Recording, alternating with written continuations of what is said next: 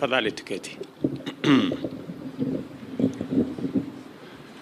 Mr. Deputy President, Prime Cabinet Secretary, the Honorable Speaker of the National Assembly, the Right Reverend.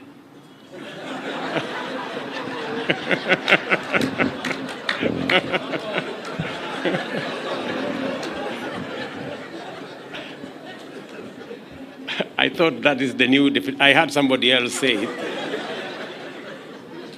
And I thought because he is Papa wa Roma, maybe he now qualifies. The Right Honorable Speaker of Senate,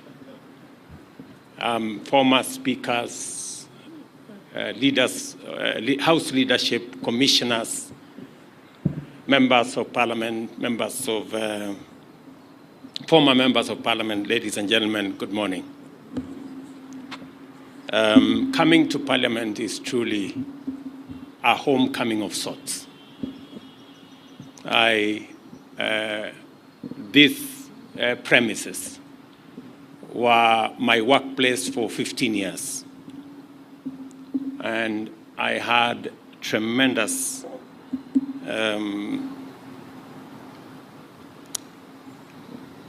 opportunity here to grow my leadership skills, and I'm very proud of the place of Parliament in the leadership of Kenya.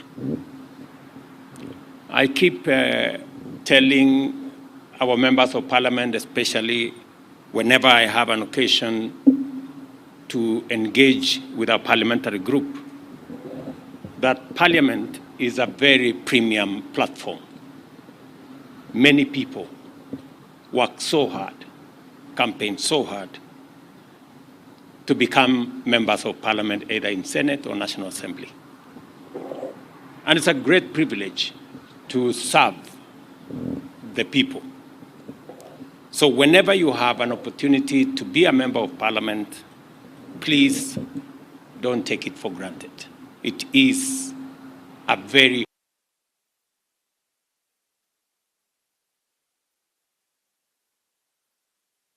and that is why, in my mind, I have no doubt whatsoever that the resources that we have allocated for this Parliament to have the requisite infrastructure, capabilities for members of Parliament who are the people's representatives to discharge their responsibility and mandate is actually resources very well spent.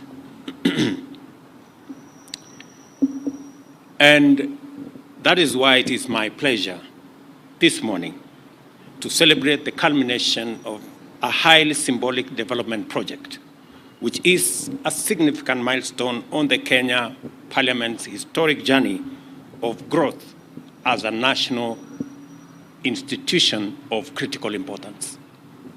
There is no doubt that the government has invested a great deal of public resources to provide our legislators with modern and high quality amenities to enable them discharge their functions. And I speak against the background laid by the Honorable Speaker here. When I was first elected as a member of Parliament in 1997, 1998, there was no office for any member of Parliament here.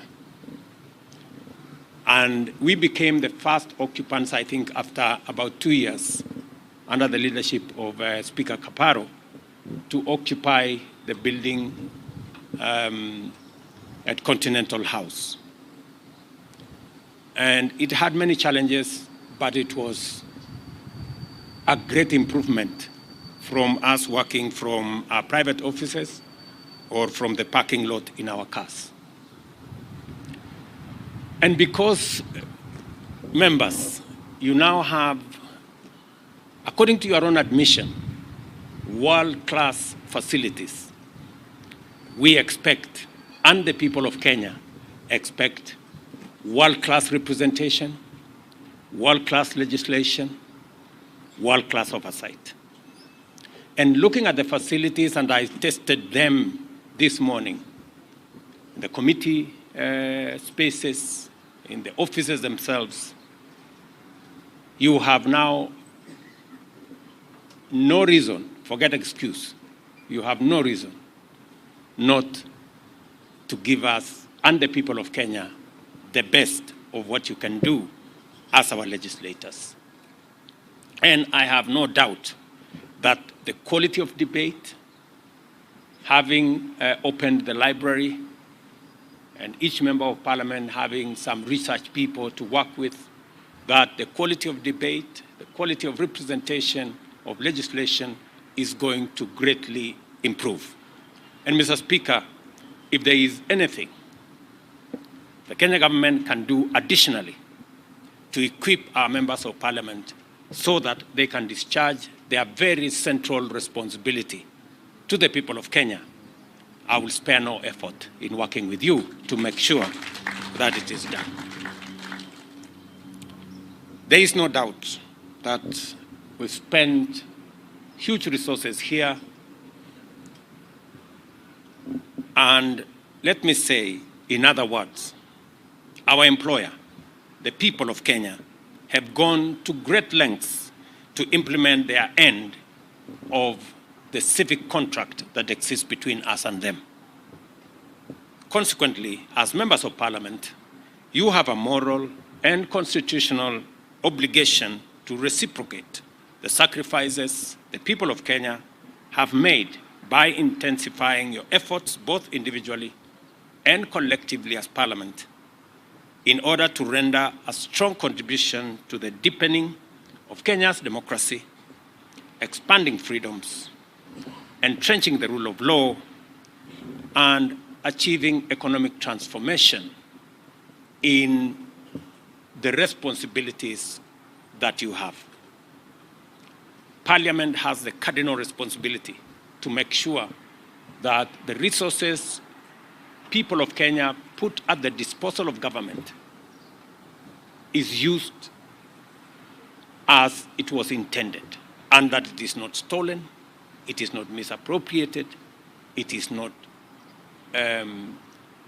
abused, and Parliament has a central place. And Mr. Speaker, I look forward to working with Parliament in making sure that the executive is held to account. When I made a commitment that members of the executive will come to Parliament so that you can interrogate them, so that you can ask them questions, so that you can hold them to account. And I am very happy that that process has taken off. Mr. Speaker, I expect to see more of engagement between the executive and the legislature by way of making sure that the public is well informed of government policy by members of my executive coming to Parliament to answer questions, to expose government policy, coming to Parliament to explain to members development projects and programs, coming to Parliament to account for actions of my administration. I also want to say that you can count on our support because you have already demonstrated that every piece of legislation we bring, every piece of policy that we bring, Parliament has always gone out of its way to input, to inform, to enrich, to amend sometimes, and to make it better. I want to report to you that all the programs that we brought to Parliament and you have graciously passed, whether it is the housing program, I want to report to you that 140,000 young people around Kenya today are working in our housing program, people who are not working the previous year. I also want to report to you that we are finalizing our universal health care program that has been in the works for the last almost 15 years. And I want to commit to Parliament that because you have given us the legislative framework, you have given us the regulatory arrangements, we will make sure that that program goes forward and benefits the people of Kenya. The biggest beneficiaries of our universal health care program are members of Parliament. How so? The people in the WhatsApp groups raising money for this person and that person and the other person who has cancer, diabetes, and the other one are members of Parliament. Members, I'm trying to lift this big burden from your shoulders. So let us work together. I think it will be good if every citizen can walk into any health facility in Kenya and walk away without making a phone call to a member of Parliament to pay their bill. It would be a most important thing. This building, ladies and gentlemen, therefore, is a towering monument of every citizen's legitimate expectation that in return for their unstinting support, their leaders will apply themselves in a responsible, conscientious, patriotic, accountable, and honest manner to protect, uphold, and enhance the security, freedom, and prosperity of every citizen of the Republic of Kenya. In conceptualizing and building Bunge Towers, Parliament and the Executive were able to collaborate effectively and deliver a project of such magnitude in exemplary harmony. This building, therefore, symbolizes the power, partnership, and cooperation between arms of government to solve large-scale problems, transcend challenges, and achieve monumental positive impacts.